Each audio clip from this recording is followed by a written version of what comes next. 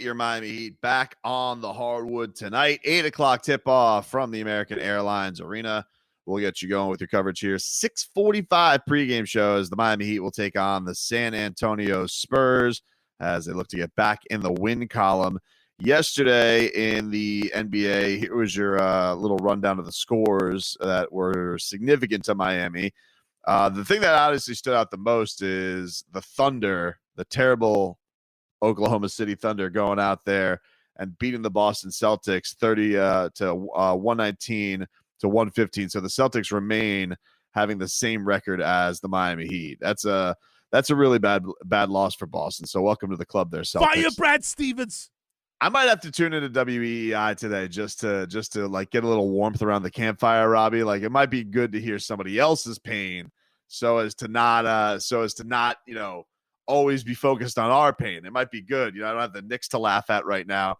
So maybe I laugh at the Celtics, do some co-soothing there as far as it goes. So maybe I'll fire up the old Odyssey app machine and we can check in on what they're saying this morning up in Beantown. Even though they might not bring it up. They might be talking about the Patriots draft. Like, that's true. You could be 100% right. They might be numb to it. I wonder how many Heat fans are numb to it. I'm honest. Like, look, I'm still tuning into every single game. Don't get me wrong. That's just how I roll with it when it comes to the Heat. I'll be there till the last whistle. Like, it doesn't matter. I'm gonna be tuning in. But like even when I'm watching these games, like I definitely am getting here we go again feeling. Like it hasn't been the most fun watch this year, and certainly has been full of frustration. So I wonder how many Heat fans are at the point right now. Like, first of all, we're in kind of a lull part of the regular season anyway, where people are just waiting for the team to get to the playoffs as it is.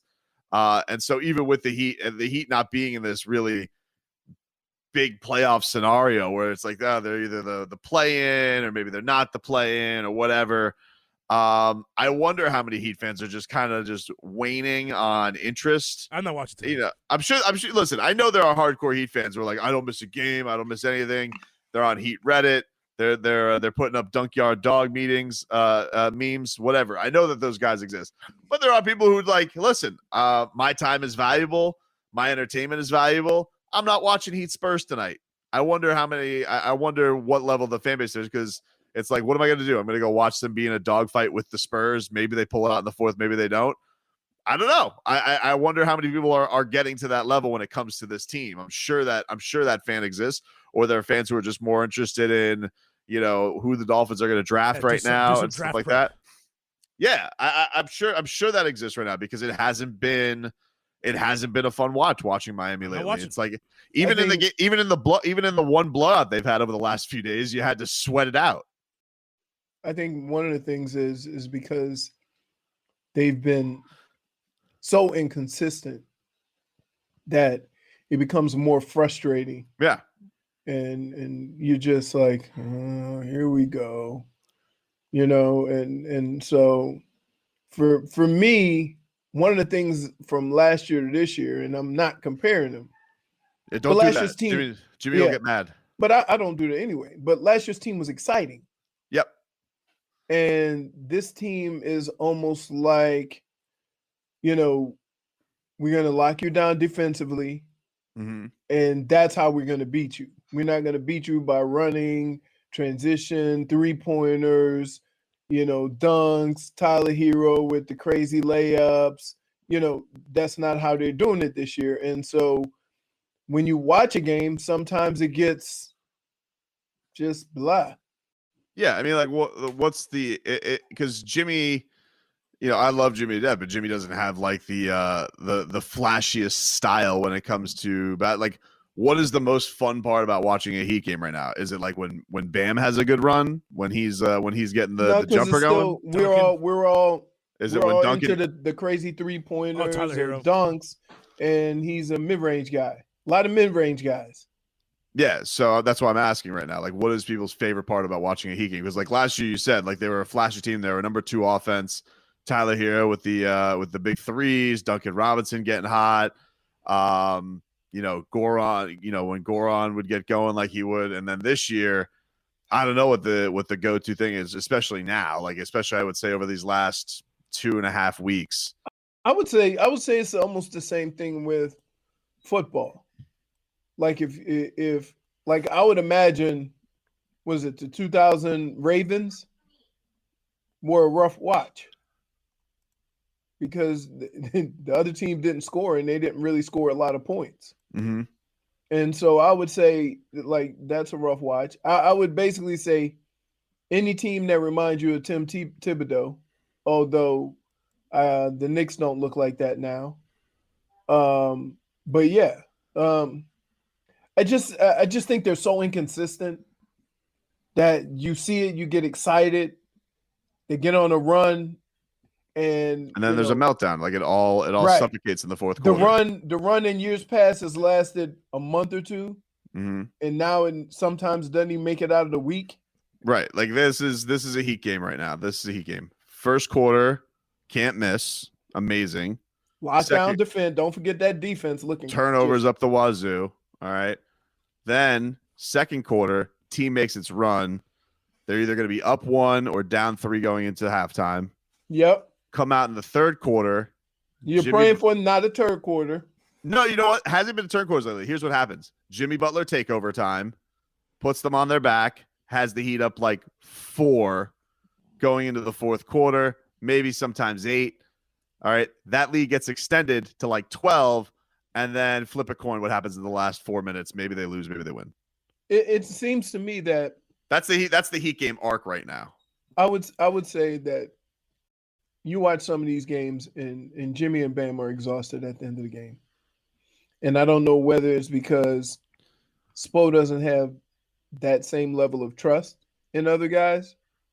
But I do believe if you think you have enough and you preach we have enough, then you got to start trusting some of these other guys. You know what makes matters worse for tonight as far as watchability?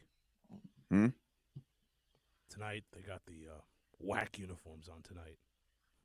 Really, Robbie? That's what you gotta pile on with that. We're already bad enough as it is. Now you got to come with that terrible take.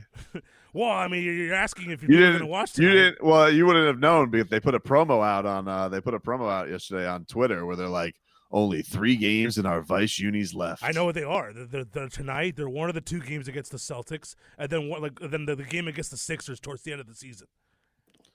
I'm sure there's going to be some Sully and Murph host who's going to make fun of the influence. Look at this. What are you telling me what gender your kid is? I tried tuning into WEEI today, boys, and I did not hear them really talk about it. They were all draft. They talked about draft, and vaccinations. That's all I kept hearing about. It's your choice. I mean, experimental, but your choice. I mean, whatever. Like that's kind of what I tuned into when I fired up the Odyssey app. So let's see if they're ripping Brad Stevens this morning on WEEI. Experimental. It's not experimental. That's just telling you what I heard when I tuned in. The FDA does not approve experimental drugs. We don't know. You don't know that. You don't know what it is. Put it in your body. Anyway. Okay. I mean, they do give you the scare test when you go get the vaccine. It's not FDA approved. They come out here and it was Johnson & Johnson. And then all of a sudden they're like, I can't take it. And I was like, too late. Damage is done, my friend. Yep. So anyway, I tried tuning into WEI, see if they were ripping Brad Stevens, but I guess they're tired of it. They weren't really talking about it when I was there, perusing in. It'd probably be a good day, right? You would think so. But not so much. And then yesterday, the Bucks, they kind of helped the Heat a little bit too, because they handed the Hornets a loss. So they knocked them back a game in the loss column for Miami. So hopefully the Heat can not poop the bed today in the fourth quarter, take a little advantage, and make this thing happen. Now, there's an interesting thing that came out yesterday from Hoops Hype, Leroy. Yeah. Some hoops rumors. Oh, I'm sorry. It came from Basketball News. The guy who used to Alex Kennedy, he used to write for Hoops Hype, but he has since, I guess, moved on. But apparently that his report is several teams were looking to trade for Kendrick Nunn at the trade deadline last year. No, we didn't want to trade him. We just want to leave him sitting on our bench. And that he apparently is going to draw significant interest in the offseason. Many will be pursuing Kendrick Nunn. And you know what? Good for Kendrick Nunn, because other people will, because I know that if he ends up going somewhere else, you know for damn sure they're going to do the bloomin' onion. That's all you care about. They're going to do the right opportunity, the right marketing campaign for Kendrick Nunn. And, you know, look, he's having himself a good year, man. Like, he's going into a free agency, shooting 47% from the field this year. He's almost he's 38% from three. He's giving you 14 a game, 92% from the free throw line. Like, Kendrick Nunn, it's like, it's primed. You know, one of those teams are going to be like, hey, you know, he's going to get that offer sheet and probably sign it up. And, you know, the Heat will give them, I'm sure, their qualifying offer. But Kendrick Nunn, he's probably going to get poached, man. Because you know what the other thing is, if you're Kendrick Nunn, and I'm sure you're appreciative because Miami's giving you this opportunity and it worked out for you here from a standpoint of they gave him a lot of playing time, and that they did. Well, Leroy, you can't give me that look when they started him all last year and most of this year. He didn't earn it. He did earn it, but did he earn to be sitting on the bench for 6 games straight? No. Okay. No. So from a player's perspective, I'm going to tell you how this is. I love the opportunity I got. I'm glad I got a moment to shine. But when I got that moment, I think I earned the right to be on the court. Not really disagreeing with you, man. I'm out. I didn't really. Out. Okay. He's out. So anyway, as Leroy was adding to my Kendrick Nunn point, he has gotten a good opportunity to blossom here in Miami, but you got to have a feeling if you're Kendrick Nunn that they're like the way that it has gone here typically is they're always looking to replace you, because that's kind of how it's gone. He started for the most of the year. Then he got the Rona. They went to Gogi, came back, wasn't the same player. Then this year they started Tyler Hero to start the year at point guard. That didn't go too great. He gets the opportunity and does pretty well. Has been pretty good this year. Then they get trade for Victor Oladipo. He's not playing at all. And I'm sure when Victor Oladipo comes back, who knows? I mean, I'm sure, you know, Victor Oladipo is definitely going to start. And so I'd imagine Kendrick Nunn's probably going to go to some 6-man role, because you can't not play him with how he's been scoring for you this year. So I'd imagine that with as appreciative I'm sure he is of his time in Miami, that he does want to go to a place where they are, I guess, invested in, hey, I want you to be the guy, and we're not always going to be looking to upgrade from you, because that's what it's going to probably feel like with Miami every time that he's here, if he sticks around. Yeah. I mean, you don't look. The one thing I would say is you want to know what your role is, and you want that role to be consistent. And one of the things that drives me crazy is, like, when you talk to coaches and organizations, they want you to be consistent. And it's hard to be consistent when your role is not consistent. Mm-hmm. And so I can understand the frustration with Kendrick Nunn, especially when every opportunity he gets, he comes through. So I get it. And the best situation he may have could be here. But because of how the last year and a half have played out, I can understand how he's frustrated as hell. Like, dude, if I suck, don't play me. But if I'm good enough to play, don't give me a reason as to, oh, well, we decided that this was a best fit for this. I'm like, you mean I'm only good enough to play under certain circumstances? Then you think I'm not good enough then. And that's what it feels like, though. If he's going to be here, like, they're always going to be like, you know, there's going to be like, if there's an upgrade they're going to look for, it's probably going to be, you know, a star scoring guard. Like, that's the way it's going to probably go. Did you see yesterday, by the way, Jimmy Butler, he was a podcast came out and he was talking about his love for Kyle Lowry.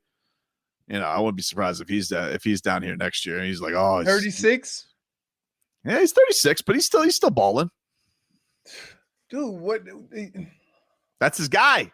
And I understand that, but do you realize, like, how long do you think these guys are going to play at the level you need them to play? I think the question really is, though, when you have a guy like Jimmy Butler, who's at his age, like, how many young guys do you want to stick in there and say, hey, we're going to rely on these guys? You still need guys that can play. I understand, but Kyle Lowry's not a guy who's getting hurt a lot. He's 36. I understand. Okay, he's 36, but he plays.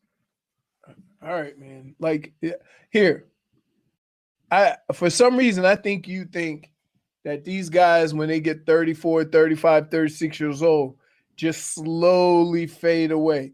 That's not how it works. Well, what part of his game do you think would like fade away? It's not like he's like a high flyer. The defense. The part that You he think would so? need Like to- Andre Iguodala is a great defender still. Andre Iguodala is not built like Kyle Lowry. No, they're not built like Kyle Lowry, but his Dude, defense is slipping. Trevor Ariza came off the street and is still defending his ass off. Okay, but he's not built like Kyle. Kyle Lowry is closer to Zion Williams than he is to. That's not nice. It's not nice. I don't like that. Is it accurate? What that he's a little He's closer to no, I didn't say that. What I said was, as far as body type, he's closer to Zion Williams than he is to Trevor Ariza. all I'm saying is, Jimmy's out here now where he's like, oh, he's the godfather to my daughter, best friend. Yes. Yep.